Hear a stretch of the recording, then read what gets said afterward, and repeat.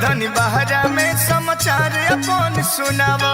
तू कैसे बाड़ूवे धनिया मुंह खोल के बतावा।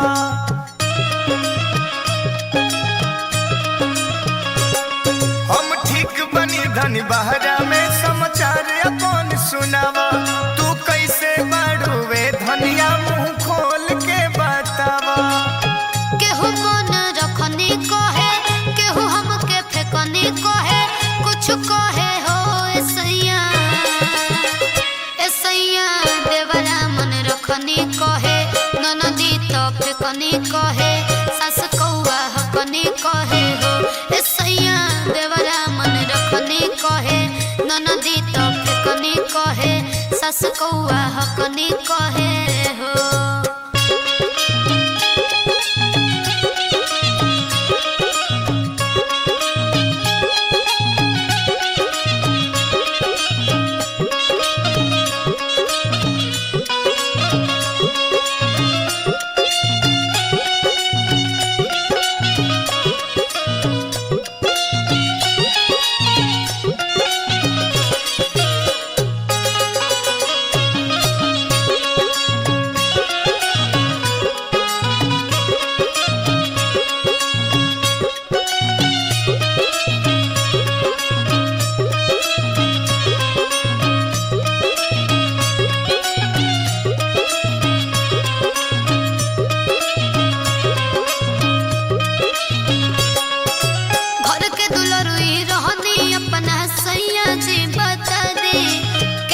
प्यार करत रहे मम्मी ननदो के समझा दी। ई बात बा ठीक बा सुन। तू पढ़ल लिखल बाड़ू धनिया केहू से जुबान न लड़ई ह। चुपचाप बात सब सहल करो हमरो तू लाज बचई ह। केहू तिरछा तकनी कहे, केहू बात पकनी कहे, कुछ कहे हो ऐसैया ऐसैया देवरा मन रखनी कहे, ननदी तो फेकनी कहे, सास कौआ हकनी कहे हो ऐसैया देवरा मन रखनी कहे, ननदी तो फेकनी कहे, सास कौआ हकनी कहे हो।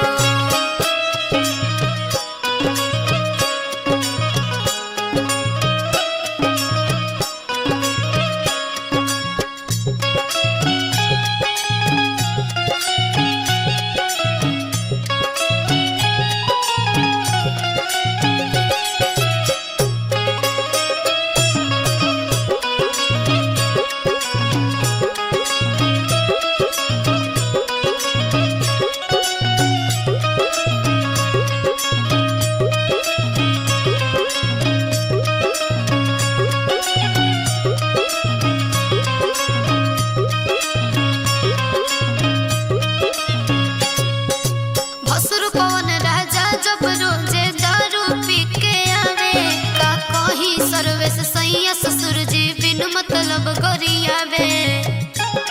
हम तो पागल बनी जी सही में। टाइम से खइहा पीहा हो धनी जुल्म बटे बड़े काफी। चल घर परिवार सबका ओर से धनी मांगतनी हम माफी।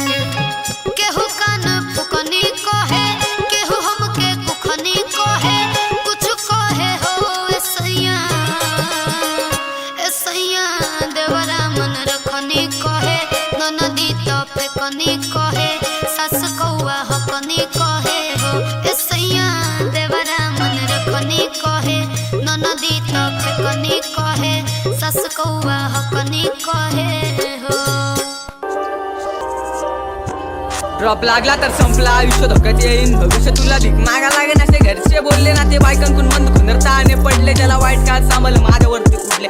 घरातून बाहेर पडलो मी लागलो का आम्हाला, घरच्यांनी लगेच कोंबडा कापला देवाला का तू पावला बुद्धी दिली आमच्या बरोबर, माझ्यावरती आरोप लावले बी नव्हतं तडा वाईट, स्वप्नांचा तकना चूर कार्यक्रम परिस्थिती लाईट, मर्डर झाला मिड इन द नाईट, पोलिसांनी लोकेशन गावले लगेच भेटले साईट, या घातकांमध्ये हात होता आपल्यांचा बाप सोडून गेला तेव्हा होतं 12 वर्षांचा मनात रचून ठेवले गणित त्या घातकांचा लोकांच्या शिव्यागाळ शब्दांचा, त्याची तर गुप्त निघडलं माझ्या नशिबाचं पुस्तक बंद झालं तर मस्त त्याने दिली मला जागा ना स्वर्गात ना नरकात पाठवलं मला देवांच्या राज्यात, 10वी तर घेतलं मनापासून शिक्षण पण मध्ये चाडू आलंय मराठ्यांचं आरक्षण, ज्याला 40% पडले तो लिस्ट मध्ये लागला, आम्हाला यांच्यापासून त्यांना पैसा पाडला तुम्ही किती पण कमवा नाही तर किती पण कमवा मेल्यानंतर शिकण नाही का पाळला वरचा बाळ जन्माला येताना पुण्य घेऊन येतं मरताना पुण्य पाप सोबत घेऊन जाता मनापासून जोडलेलं मी आपल्या नशिबात मग ते म्हणतात ना कुणासाठी किती पण करा पण ते वाया जातं पहिले दिवस काढलेत मी मिरची भात